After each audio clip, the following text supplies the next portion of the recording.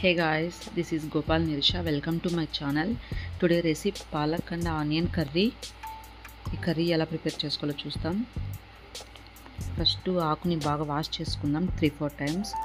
దీనికి కావాల్సిన ingredients 2 onions, 2 tomatoes, కరివేపాకు, పోపు దినుసులు, అల్లం వెల్లుల్లి పేస్ట్.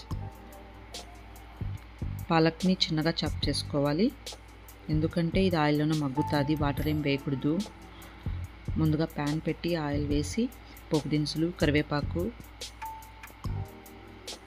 వేగిన తర్వాత అల్లం వెల్లుల్లి పేస్ట్, ఆనియన్స్ యాడ్ చేసుకుందాం.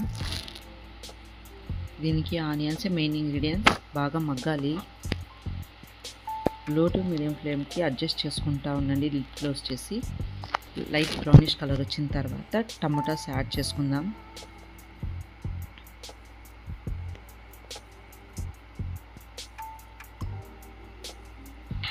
టమాటా అంత బాగా మగ్గిన తర్వాత సాల్టు, ధనియా పౌడర్, చిల్లీ పౌడర్, కొద్దిగా పసుపు యాడ్ చేసుకున్న తర్వాత అన్నీ బాగా మిక్స్ చేసుకుందాం.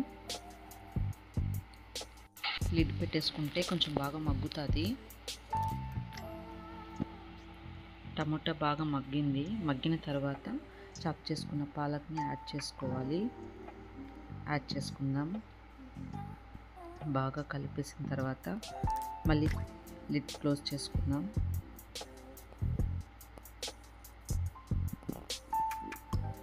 వాటర్ ఏం అవసరం పట్టదు, దీంతోనే వాటర్ వస్తుంది. సో అదే వాటర్ సరిపోతుంది.